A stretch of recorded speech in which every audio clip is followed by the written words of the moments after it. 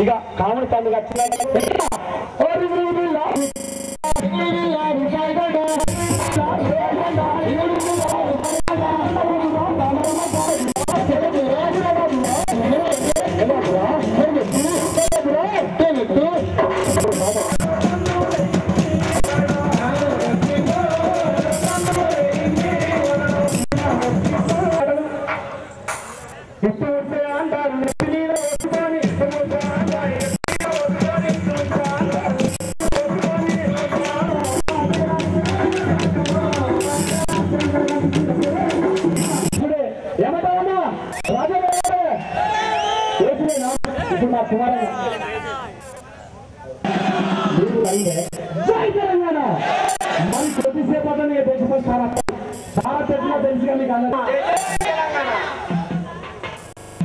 బాణం గుర్తుకే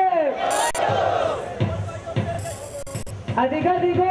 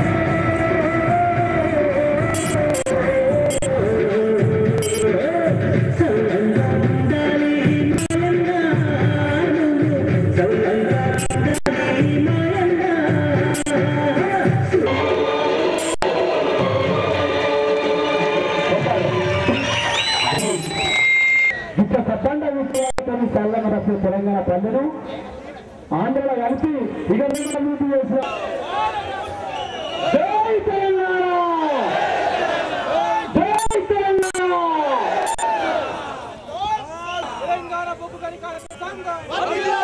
అలాగే ఈ యొక్క తెలంగాణ బొగ్గు సంఘం గెలుపు కొరకు ప్రత్యక్షులు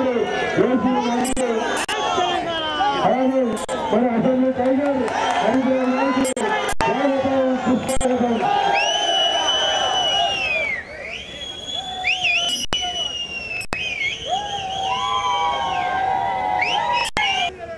పనిచేసిన కార్మికులకు తెలంగాణ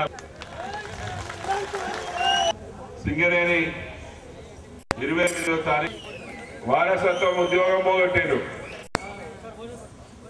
మీరు ఫిట్నెస్ కోసము ఆసుపత్రికి పోతే ముందు మీకు హాజరు దొరికేది, అది పోగొట్టారు. కరెంటు ఛార్జీలు లేకుండే అది పోగొట్టలేదు కానీ ఛార్జీలు తెచ్చిండు. మొన్న యూత్ బిల్ల దాంట్లో నీళ్ళ బిల్లు కూడా ఉన్నది. ఈ నీళ్ళ పైసలు కూడా వాళ్ళు చేస్తారు. ఉప ముఖ్యమంత్రి గారు మా కార్మికులు మీకు బొగ్గు అందజేసారు, కానీ మీరు కార్మికులకు వచ్చే వేతనాలు మీ దగ్గర ఉన్నాయా ఇవ్వనం. వాళ్ళు అనుకూలంగా మాట్లాడారు, మేము అనుకున్నాము ఖచ్చితంగా వస్తాయేమో అనుకోని, కానీ దానికి ఏఐటీసీ వాళ్ళు కోర్టుకు పోయి 7,500 రూపాయలు అరియర్స్ లో కట్ చేసుకున్నారు. నెలకు 2,500. ఈ విధంగా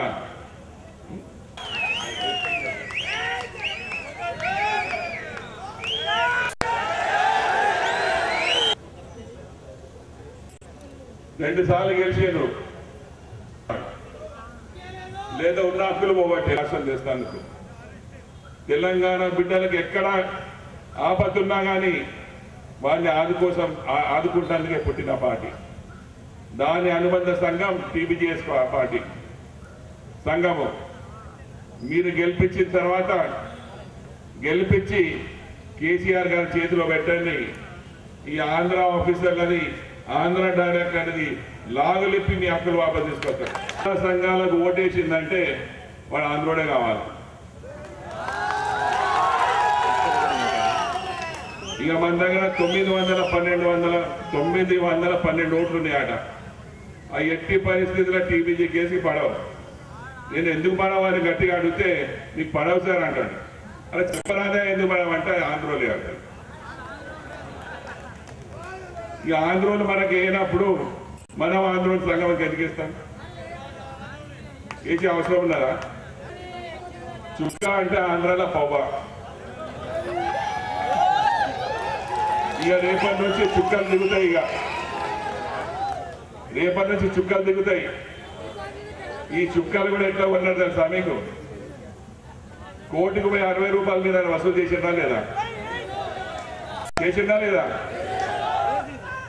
ఆ మీ పైసలతోనే ఆ చుక్కలు కొనుక్కొచ్చింది. మేము తిన్నాము, మాకు మేకలే కావాలని చెప్పాలి మీరు వాళ్ళకి వస్తే. ఎందుకంటే ఈ పైసలు మీ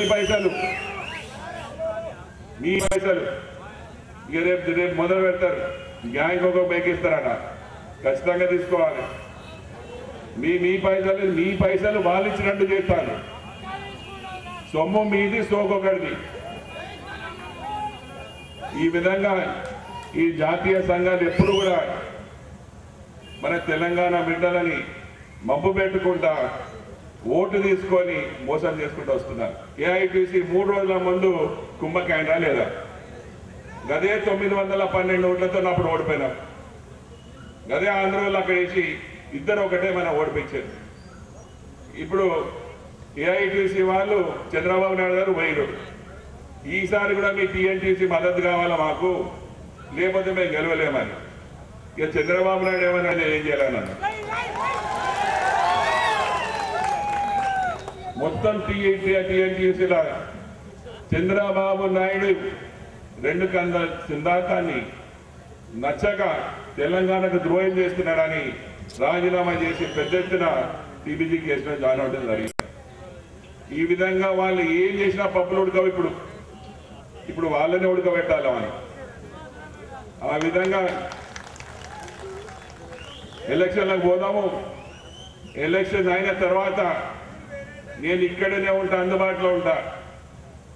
వాళ్ళు ఏమంటారు, మీకు నాయకత్వం లేదు, మీకు లీడర్లు లేరు. లీడర్లకు వాళ్ళ కార్యకర్తలకు ఉన్న అనుభవం మాకు లేదు, మాకు వద్దు. ఎందుకు వద్దంటున్నా అంటే కింద క్వార్టర్ మీదికి అయితే 5,000 అట, మీదికి కిందికి అయితే 5,000 అట.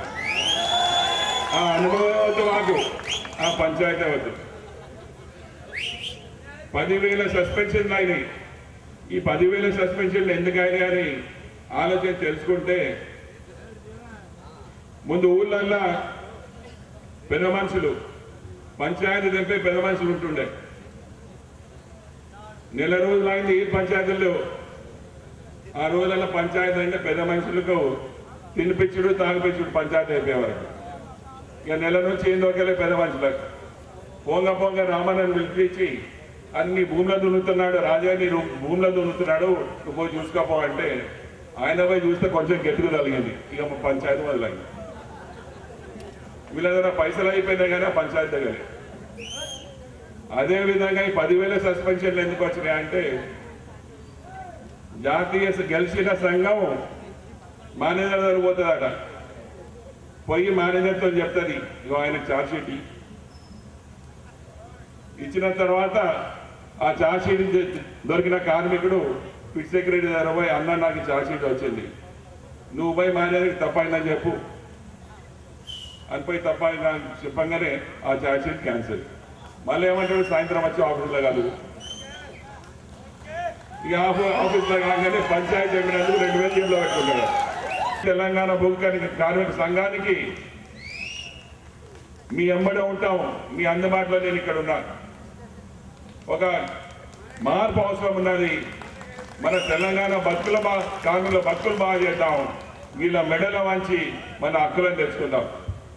వారసత్వం ఉద్యోగం మేము పోరాటం చేస్తామంటున్నారు.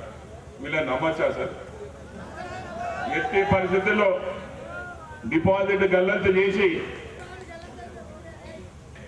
ఆంధ్ర సంఘాలను మాయం చేసే బాధ్యత మన మీద ఉన్నది, మీ మీద ఉన్నది. ఆ విధంగా ఎన్నికలు పోదాము. ఈ ఆంధ్ర పెత్తనాన్ని అంతం చేసి గెలిపించి కేసీఆర్ గారి చేతిలో పెడదాము. ఈ ఆంధ్ర నాటకాలు వారు చూసుకుంటారు. ఖచ్చితంగా మన కార్మికులు బాగుపడతారు. నాయకుడు అట్లాగే తెలంగాణ భూమి కార్మిక సంఘం గౌరవ అధ్యక్షులు నల్లల కూడా తెలంగాణ ఉద్యమ బిడ్డలుగా మనం భావించాల్సిన అవసరం ఉన్నది. మన తెలంగాణ జర్నలిస్ట్ సోదరులు, మహిళా సోదరిమణులు ఇక్కడికి వచ్చినటువంటి కోసం మన తెలంగాణ రాష్ట్ర సమితి కేసీఆర్ నాయకత్వంలో మనం నడుస్తూ ఉంటే ఇలా తెలంగాణ రాష్ట్ర సమితి అనుబంధంగా మన సింగరేణి కార్మికుల బిడ్డలమైనటువంటి మేము సింగరేణి కాపాడడం కోసమే పుట్టింది తెలంగాణ బొగ్గని కార్మిక సంఘం అని ఈ సందర్భంగా మనం చేస్తున్నాం. తెలంగాణ బొగ్గని కార్మిక సంఘం ఇలా కార్మికుల కుటుంబాల నుంచి పుట్టింది. తెలంగాణ బొగ్గని కార్మిక సంఘం సింగరేణి కాపాడడం కోసం పుట్టింది.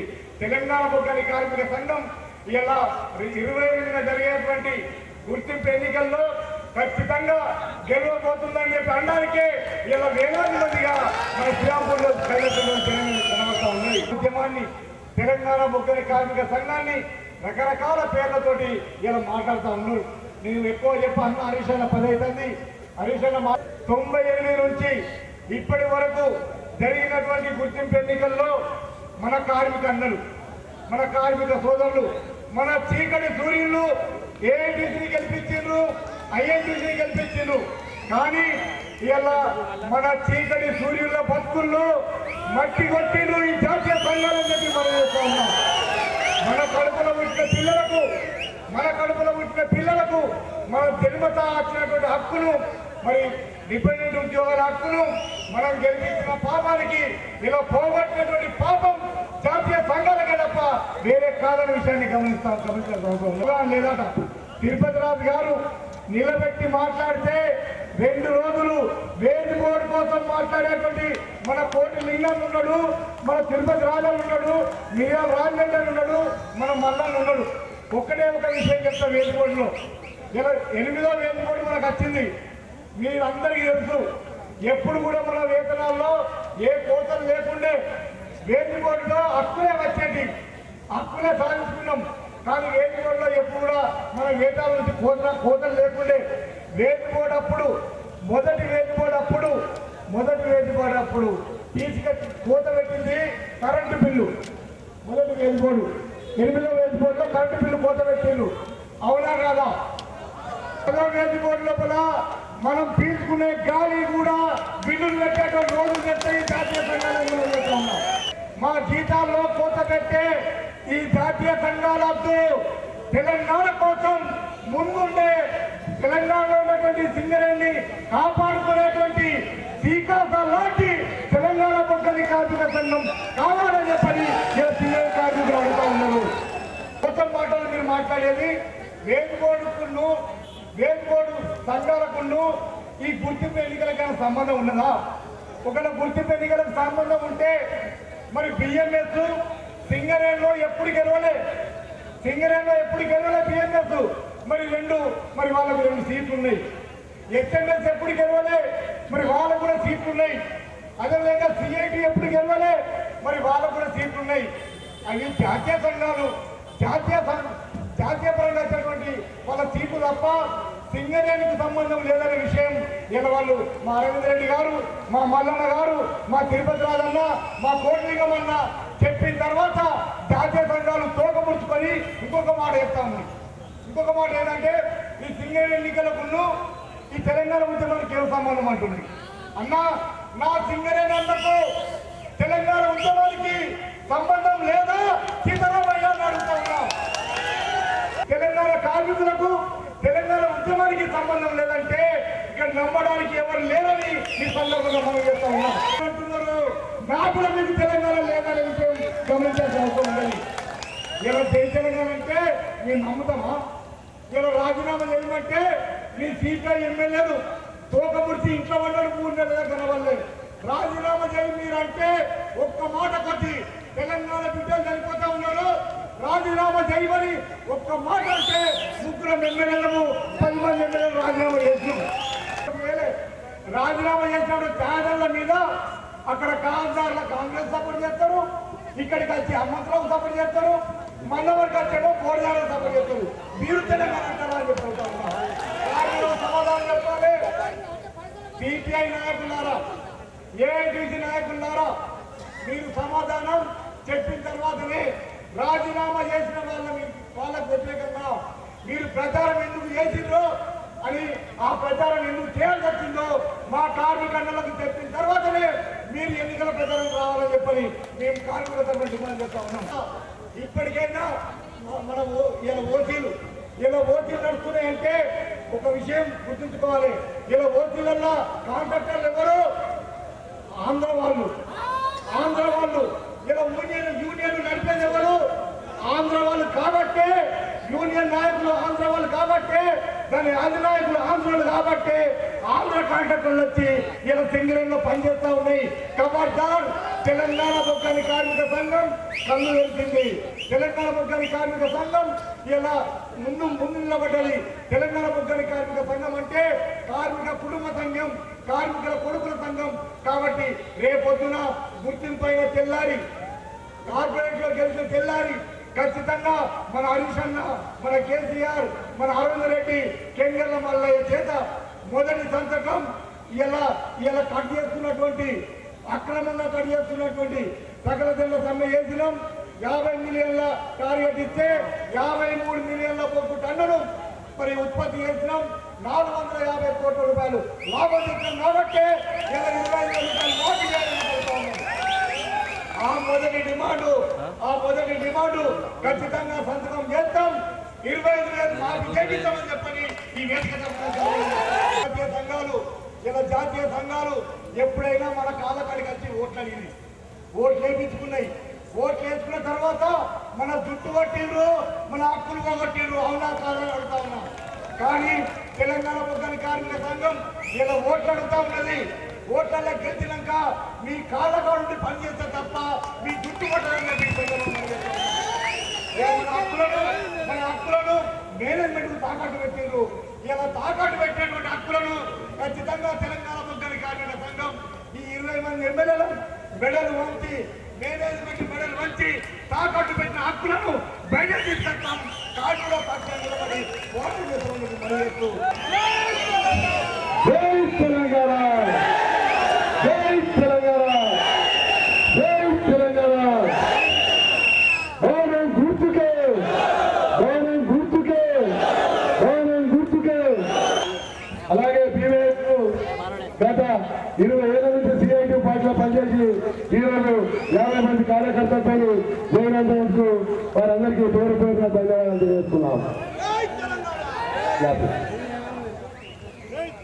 ఇప్పుడు మన అసెంబ్లీ టైగర్ శాసనసభ బంద్ అయిపోయినాయట, బొగ్గు పిల్ల లేస్తలేదట, కరెంటు బంద్ అయిందట అని ఆయన నోట్లో నుంచి సింగరేణి కార్మికుల పేర్లు తీసుకొని మాట్లాడటం జరిగింది. మీరు చేసిన పోరాటం, మీ సమ్మె ఢిల్లీలో ప్రధానమంత్రి మన్మోహన్ సింగ్ నోట బయటకు వచ్చినటువంటి ఘనత మీకే దక్కుతుందని చెప్పి ఈ సందర్భంగా చెప్తాను.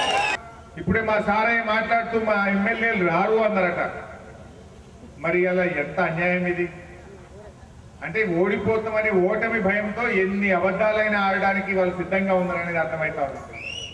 ఇవాళ మన రాజేందర్ అన్న ఆర్జీలో రామగుండంలో తిరుగుతూ ఉన్నాడు. రామారావు ఎమ్మెల్యే ఈరోజు భూపాలపల్లిలో ప్రచారం చేస్తున్నాడు. డాక్టర్ రాజయ్య ఎమ్మెల్యే గారు ఇవాళ కొత్తగూడెంలో పర్యటిస్తూ ఉన్నాడు. మరి నేను అరవింద్ అన్న ఓదెల గారేమో ఈరోజు మందమర్రి ఇక్కడ ఈరోజు ప్రచారంలో పాల్గొంటున్నాం. మరి దీనికి ఏం చెప్తారు వాళ్ళు? అంటే ఇవాళ ఈ జాతీయ సంఘాలు అనేటువంటివి మాయమాటలు చెప్పి మోసం చేసుడు బాగా నేర్చుకున్నాయి ఈ జాతీయ సంఘాలు. మొన్న పరకాలలో కూడా ఇట్లే చెప్పిండు ఈ జాతీయ పార్టీలని. 2 జాతీయ పార్టీలు కాంగ్రెస్ బీజేపీ పరకాలలో కూడా ఇదే చెప్పిండ్రు. జాతీయ పార్టీతోనే తెలంగాణ వస్తుంది, మాతోనే తెలంగాణ వస్తుంది, జాతీయ పార్టీ మాది, ఓడి 100 ఏళ్ల పార్టీ ఓడు, మాది 170 ఎంపీల పార్టీ అని ఇంకోడు.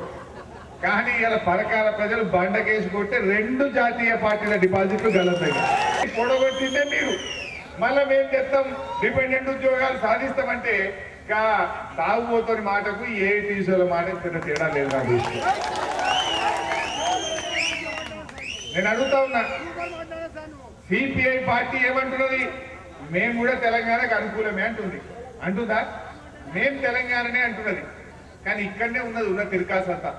ఎందుకంటే తెలంగాణ అనుకూలంగానే తెలంగాణ కోసం కొట్లాడం, తెలంగాణ కోసం ఉద్యమం చేయం, తెలంగాణ కోసం రైలు పట్టాలు ఎక్కం, తెలంగాణ కోసం రోడ్ ఎక్కం, ఇస్తే మాత్రం ఓకే అంటుంది. కానీ టీఆర్ఎస్ ఏం రాజీనామా చేయం, తెలంగాణ కోసం రాజీనామా పెట్టాం. కానీ టీఆర్ఎస్ ఏమంటుంది? తెలంగాణ కోసం రైలు పట్టాలు ఎక్కింది, తెలంగాణ కోసం రాజీనామా చేసింది, తెలంగాణ కోసం జైలుకు పోయినాం, తెలంగాణ కోసం ఏ త్యాగానికి కేసీఆర్ గారు అయితే ప్రాణ త్యాగానికి సిద్ధపడి చావు నోట్లోకి పోయి తెలంగాణ సాధించాడు మన కేసీఆర్ గారు. మరి ఆలోచన చేయండి. తెలంగాణ కోసం ఉద్యమం చేసి పోరాటంలో ముందుండేటువంటి తెలంగాణ బొగ్గుగని కార్మిక సంఘాన్ని గెలిపించుకుందామా, లేదు తెలంగాణకు అనుకూలమే కానీ తెలంగాణ కోసం కొట్లాడనేటువంటి సిపిఐ పార్టీని గెలిపించడం న్యాయమా? ఒక్కసారి ఆలోచించండి అని చెప్పిన ఈ సందర్భంగా మనం ముందుండి పోరాడేటువంటి తెలంగాణ బొగ్గుగని కార్మిక సంఘాన్ని టిఆర్ఎస్ ను గెలిపిస్తే ఉద్యమం బలపడుతుంది. తెలంగాణ ఉద్యమం బలపడితే సింగరేణి నిలబడుతుంది. అంతేనే కాదు, తెలంగాణ ఉద్యమం బలపడితే సింగరేణి నిలబడుతుంది. నిజంగా 2001లో టిఆర్ఎస్ పుట్టకపోతే చంద్రబాబు నాయుడు వరల్డ్ బ్యాంక్ ఎప్పుడో తాకట్టు పెట్టుండే సింగరేణి. తెలంగాణ బొగ్గుగని కార్మిక సంఘం గెలవాలి, తెలంగాణ ఉద్యమం బలపడాలి, అప్పుడే సింగరేణి నిలబడుతుంది. దానికోసం మనం పోరాటం చేయాల్సిన అవసరం ఉంది. ఎందుకంటే ఇలా ఈ ఆంధ్ర సంఘాలకు ఆంధ్రోళ్ళకి ఏంటంటే సింగరేణి అంటే బొగ్గని మాత్రమే తెలుసు. ఆంధ్రోడికి విజయవాడకి ఏం తెలుస్తుంది, గుంటూరుకి ఏం తెలుస్తుంది? సింగరేణి అంటే బొగ్గు వస్తుంది, బొగ్గు వస్తే కరెంట్ వస్తుంది అని తెలుసు వాడికి అంతే. కానీ మనకు తెలంగాణకి సింగరేణి అంటే బొగ్గు ఒకటే కాదు, సింగరేణి అంటే బతుకుదెరు, సింగరేణి అంటే మా కార్మికులు, సింగరేణి అంటే మా కార్మికుల పిల్లలు, మా జీవితం అనేటువంటిది ఇలా తెలంగాణ ప్రజలకు తెలుసు. ఓపెన్ కాస్ట్ బంద్ అయి మళ్ళీ అండర్ గ్రౌండ్ మైన్లు రావాలి, మళ్ళీ 1,56,000 ఉద్యోగాలకు మా సింగరేణి రావాలి, మా డిపెండెంట్ కార్మికుల ఉద్యోగాలు మాకు దక్కాలి, ఇన్కమ్ ట్యాక్స్ రద్దు కావాలి. ఇది తెలంగాణ బతుకుదెరువు. దానికోసం కొట్లాడేటువంటి సంస్థ ఇవాళ తెలంగాణ బొగ్గు గని కార్మిక సంఘం. మీ అందరికీ తెలుసు, ఢిల్లీకి కేంద్ర ప్రభుత్వం ఒక మైనింగ్ యూనివర్సిటీ ఇస్తా అన్నారు. ఎక్కడ పెట్టాలి మైనింగ్ యూనివర్సిటీ? ఎక్కడ బొగ్గు గనులు ఉన్నాయో, ఎక్కడ తెలంగాణ ప్రాంతంలో గ్రానైట్ నిక్షేపాలు ఉన్నాయో, ఎక్కడైతే సున్నపురాయి నిక్షేపాలు ఈ దేశంలోనే అత్యధికంగా ఉన్న తెలంగాణలో పెట్టాల్సినటువంటి ఈ మైనింగ్ యూనివర్సిటీని తీసుకుపోయి ఇలా ఆంధ్రాలో విశాఖపట్నంలో పెడుతున్నారు. ఇవాళ ఇంత మాట్లాడుతున్న మా జాతీయ సంఘాలని ఏ ఒక్క జాతీయ సంఘం అన్నా ఈ మైనింగ్ యూనివర్సిటీ విశాఖపట్నంలో కాదు మా మంచిర్యాలలో పెట్టాలని ఎవరన్నా మాట్లాడినా అని చెప్పి నేను అడుగుతా ఉన్నా. అసలు మేము మాట్లాడినా అసెంబ్లీలో టీఆర్ఎస్ పార్టీ పక్షాన ముఖ్యమంత్రి గారిని నిలబెట్టి అడిగినాం, ఎట్లా పెట్టాలి ఇది ఆంధ్రాలో, ఈ తెలంగాణలో పెట్టాలి, తెలంగాణకు దక్కాలి ఈ మైనింగ్ యూనివర్సిటీ అని మాట్లాడినటువంటి పార్టీ టీఆర్ఎస్ పార్టీ. జాతీయ సంఘాల నాయకత్వం ఇలా ఆందోళన చేతిలో ఉన్నది. వాడు ఎట్లా చేసి బొగ్గు మలుపుకోవాలి, ఈ ఉద్యోగాలు మలుపుకోవాలి, ఈ నీళ్లు మలుపుకోవాలి, ఈ యూనివర్సిటీని ఆంధ్రాకి తీసుకుపోవాలని ఆలోచన చేస్తారు తప్ప తెలంగాణ మా కార్మికుల పిల్లలు యూనివర్సిటీ ఆ మైనింగ్ ఇంజనీరింగ్ కాలేజ్ వస్తే మా పిల్లలు చదువుకుంటారనే సోయి ఎప్పుడు కూడా వారికి ఉండదు. అందుకే ఇవాళ నేను మీ అందరితో కోరేది ఒకటే, తెలంగాణ బొగ్గు గని కార్మిక సంఘాన్ని గెలిపించండి. మైనింగ్ యూనివర్సిటీ కాదు, మన సింగరేణికి ఒక యూనివర్సిటీ పెట్టుకుందాం, సింగరేణికి ఒక మెడికల్ కాలేజ్ పెట్టుకుందాం. మా కార్మికుల పిల్లలు డాక్టర్లు కావాలి, మా కార్మికుల పిల్లలు ఇంజనీర్లు కావాలి, మా కార్మికుల పిల్లలు లెక్చరర్లు కావాలి, ప్రొఫెసర్లు కావాలి. అంటే తెలంగాణ బొగ్గు గని కార్మిక సంఘాన్ని గెలిపించండి. కార్మికుడి విలువ 6 లక్షలా? ఇది ఎక్కడ న్యాయం? దీని గురించి జాతీయ సంఘాలు మాట్లాడతాయా? ఆంధ్రోని ప్రాణం 25 లక్షలు, తెలంగాణ కార్మికుడి ప్రాణం 5 లక్షలు, 6 లక్షల విలువన. అంటే ఇలా మనల్ని ఈ చిన్న చూపు చూసే ఇంకా ఈ జాతీయ సంఘాలకు ఓట్లు వేయడం అవసరమా? ఒక్కసారి ఆలోచించాలని చెప్పి నేను ఈ సందర్భంగా కోరుతా ఉన్నాను. ఇక ఐఎన్టీయూసీ, ఒక్క నిమిషం అన్న, ఐఎన్టీయూసీ మీ అందరూ ఒక్కసారి గుర్తు తెచ్చుకోండి. నేను చెప్తలేని ఈ మాట. కాంగ్రెస్ పార్టీ ఎంపీ పొన్నం ప్రభాకర్ గారు, ఈ మంచిర్యాల ఈ పెద్దపల్లి ఎంపీగా ఉండేటువంటి మన వివేక్ గారే చెప్పారు ఏడాది కిందట. ఏం చెప్పినట్టే ఐఎన్టీయూసీకి ఓటేయొద్దు, ఐఎన్టీయూసీ సమైక్యవాద ఏజెంటు అని, అది ఐఎన్టీయూసీకి ఓటేయొద్దు అని చెప్పిండు. ఇది నేను చెప్పలే, కాంగ్రెస్ పార్టీ ఎంపీ వివేక్ చెప్పిండు, కాంగ్రెస్ పార్టీ ఎంపీ పొన్నం ప్రభాకర్ చెప్పిండు.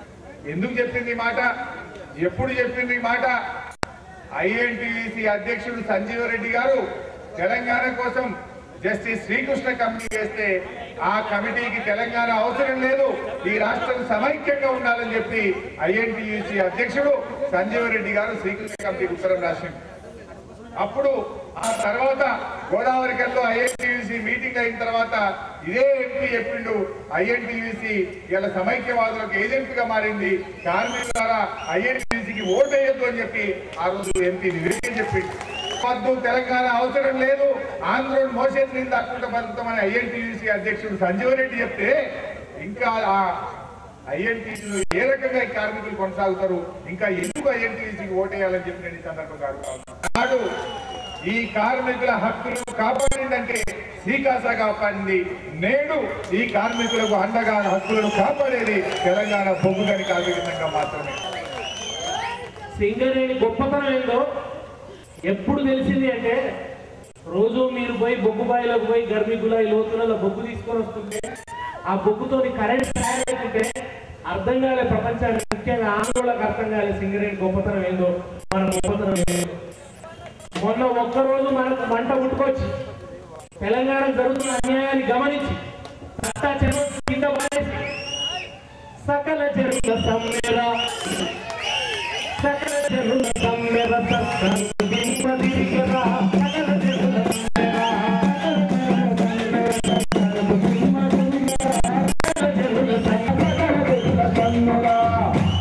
సర్కారుకు దిమ్మ తిరిగెరా, సర్కారుకు దిమ్మ తిరిగెరా, ముఖ్యమంత్రి సీటు దిగెరా, సకల చెరువుల సర్కారుకు దిమ్మ తిరిగెరా.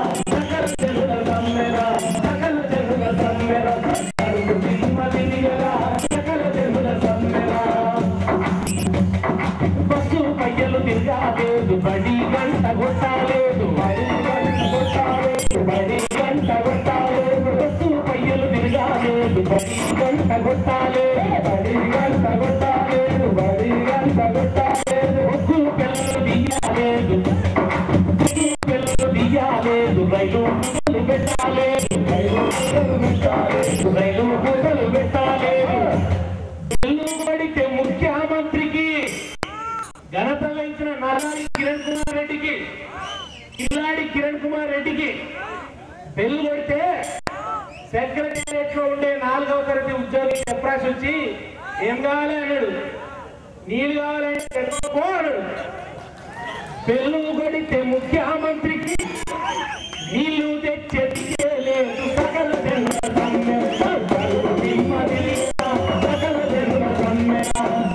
పరాయి జెండాలు పరాయి నాయకత్వాలు ఇంకా ఇక్కడికి వచ్చి ఇలా తెలంగాణ అంటారు. సంజీవ్ రెడ్డి శ్రీకృష్ణ కాంగ్రెస్ వస్తే తెలంగాణ వద్దని నివేదించిండు. ఇచ్చిన సంజీవ్ రెడ్డికి సింగరేణిలో తిరిగే అర్హత ఉందా? సకల జనుల చేసిన సమ్మె చేసిన సింగరేణిలో సంజీవ రెడ్డికి కాలు మీద అర్హత ఉందా? చెప్పండి మీరు ఒకసారి. కమిటీకి ఆయన ఉత్తరం ఇచ్చిన మాట అబద్ధమా? కిరణ్ కుమార్ రెడ్డికి అండగా నిలబడ్డవాడు అబద్ధమా? ఈ సింగరేణి ప్రయోజనాల కోసం నిలబడిన మాట అబద్ధమా? వీళ్ళు ఎట్లా వస్తారు కోసం అని మనం అడుగుతున్నాం. ఇది మనం వేస్తున్నటువంటి ప్రశ్న. ఇవ్వాలి తెలంగాణ ప్రజలు వేస్తూ ఒక్క సింగరేణి గని కార్మికులే కాదు, మీ అందరి తరఫున తెలంగాణ ప్రజలు ఆ ప్రజల పక్షాన ఒక నాయకుడిగా నేను వేస్తున్నా.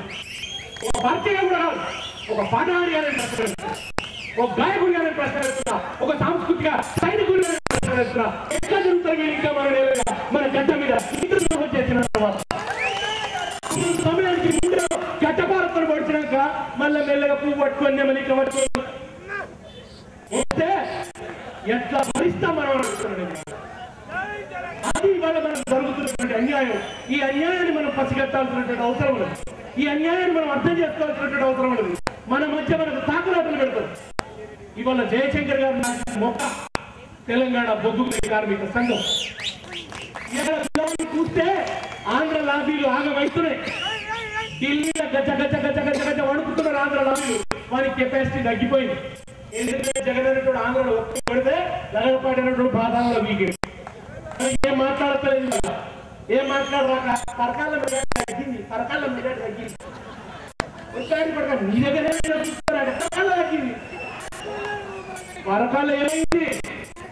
పరకాల వాడు 10,000 తలల నాగబాబు కొండ మురళి అనేటోడు. అతని దగ్గర అతను ఒక ఫ్యాక్టరీ రాయలసీమలో రాజశేఖర రెడ్డి ఎక్కడో పరకాల కొండ అక్కడ ఎంఆర్ఓ పోయి సంతకం పెట్టేది పరకాలం అనేది మన ఆయన దర్బార్ కొండామురళి దర్బార్. అక్కడ ఆయన చెప్పిందే శాసనం, చెప్పిందే వేదం, చేసిందే శాసనం. అట్లా నడుస్తుంటే మనం ఒక బీసీ అభ్యర్థిని పెట్టుకొని, ఒక పైసలు లేని అభ్యర్థిని పెట్టుకొని, ఒక ఇమేజ్ లేని అభ్యర్థిని పెట్టుకొని, ఎవరి తెలియని అభ్యర్థిని పెట్టుకొని పైసలు వంచకుండా సారా బొట్టు వయ్యకుండా 5గురు అభ్యర్థులు బరిలో ఉండగా మేము జాతీయ పార్టీ మేమే తెస్తామని బీజేపీ అంటుండగా బీజేపీ వాళ్ళు, తెలుగుదేశం వాళ్ళు, కాంగ్రెస్ వాళ్ళు అందరు కలిసి కొండామురళి చెయ్యంగా మధ్య ఏళ్ళై పారంగా పత్తి విత్తనాలు పంచగా ఎలా ఈ ప్రభుత్వానికి రైతులు ఇచ్చిన పత్తి విత్తనాలు లేవు, కానీ కొండామురళి గోదావరిలో ఉన్నాయి పత్తి విత్తనాలు. పత్తి విత్తనాలు పంచగా భిక్షపతి జెండా ఎగరేసిండు తెలంగాణ జెండా. ఈ నొక్కులు వెంటనే దొంగ మీడియా, ఆంధ్ర మీడియా ఎవరిని పట్టుకొస్తారు? భిక్షపతి చేయదు. భిక్షపతి టీ న్యూస్ లో కనబడతాడు, మిగతా అన్ని న్యూస్ లో కనబడి ఓడిపోయినాడు తెచ్చుకున్నాడు. ఇది వీళ్ళు చేస్తున్నటువంటి ప్రచారం.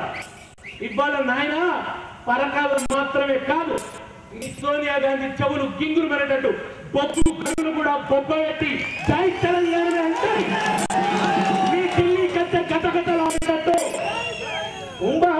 చెల్లేనమ్మ ఢిల్లీ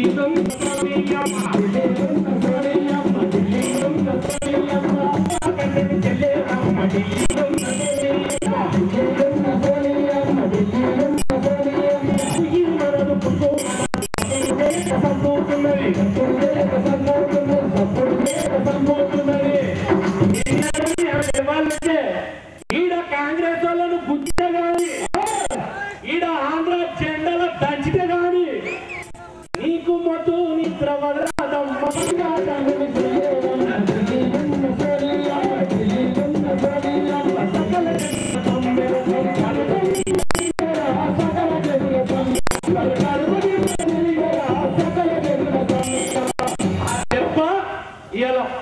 మందమని కొట్టాలి.